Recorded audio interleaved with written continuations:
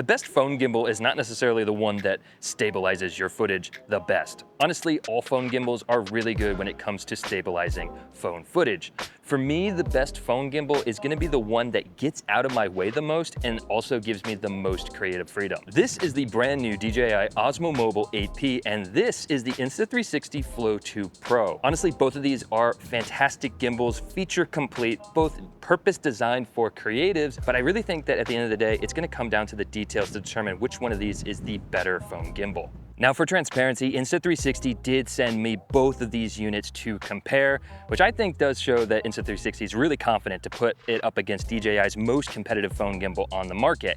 That being said, just to keep things completely honest and upfront with you guys, I'm gonna try to keep this video a little bit more side-by-side comparison and a little bit less of my opinion, just so that I'm not being swayed by the fact that they did send me both of these units.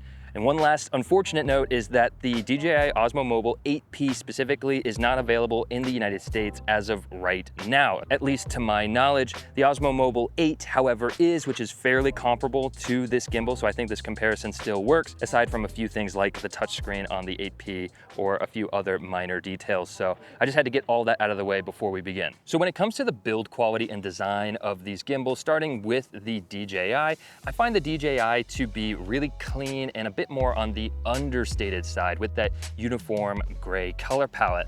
I do find it to be a bit PlayStation 1, if you kind of know what I mean. I do think that DJI could probably refine this a little bit more, incorporating some of the really cool design features that they have in their Ronin series, for example. That would be really cool. They have the tripod legs built into the actual handle grip that fold out really nicely so that you can use it as a tripod gimbal. Having built-in tripod legs, I think actually came out on Insta360's phone gimbal first, and then later DJI adopted a pretty similar design. But otherwise, everything about it, it just feels good. There's nothing like to really critique per se about this. Of course, the standout feature is going to be the removable touchscreen, which I will get more into the features of that in a little bit. And then also this thing folds down quite nicely. All you do is turn it off and then you fold it down, make sure it clicks into place, and then you can just toss it into your bag and you're ready to go. So overall, I think the design of the Osmo Mobile 8P is pretty good. So with the Insta360, I feel like it took a slightly more different approach than the DJI. Instead of going for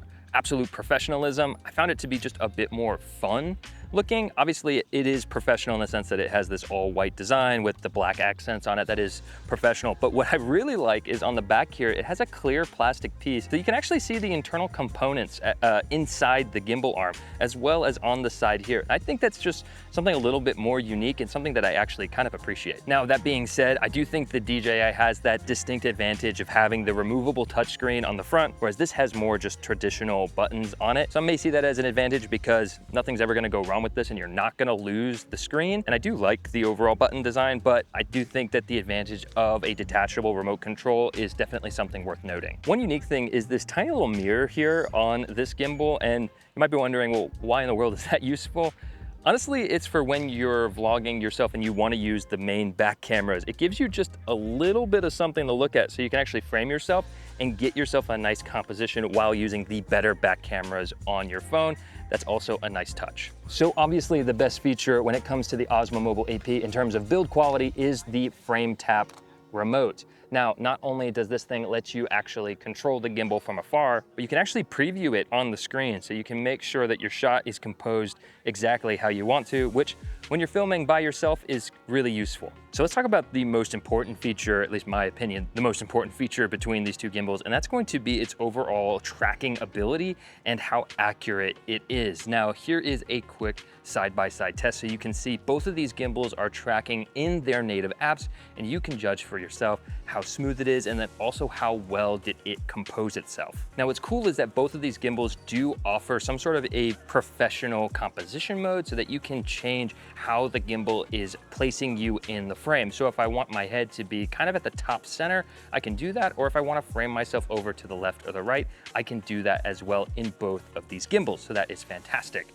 Another thing that I wanted to test out with the auto tracking was how good is it once it loses its subject. So in this clip, I go behind a tree, I wait a couple seconds, and then I pop back out just to see how well it reacquires me, which on both, it seems to have done a pretty good job.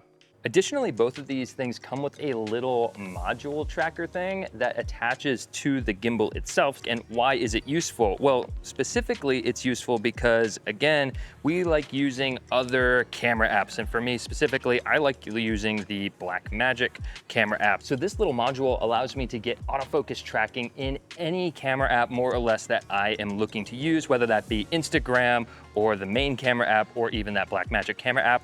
And to me, they both seem to work really well. Another great thing about these little modules is that they have built-in fill lights. So if you want to, you can just tap this little button and increase the brightness on this thing. And this is going to allow you to film in much more weird situations and actually have decent light on yourself. What's cool about the DJI one is that I can actually control it from the touch screen. So I can turn it on, adjust my Kelvin temperature, as well as the brightness right here on the touchscreen, which I will say is a little bit more convenient than pressing the buttons on the bottom of the module itself. So I've talked a lot about how these two gimbals are similar, and if we're honest, in a lot of ways, they are very similar, but again, there are feature differences between these. We gotta talk about the one-tap remote again.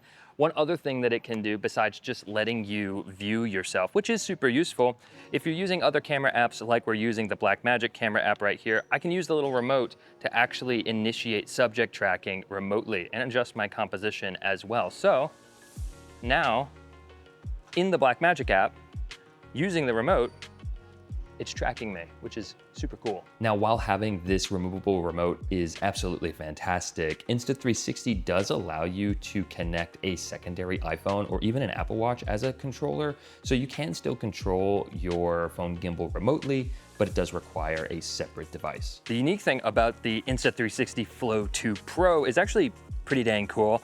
If you go ahead and extend out the telescoping arm, which both gimbals do have, and they can also both bend up. This is for vlogging purposes, obviously, but the unique thing is that you can actually rotate this one to the left.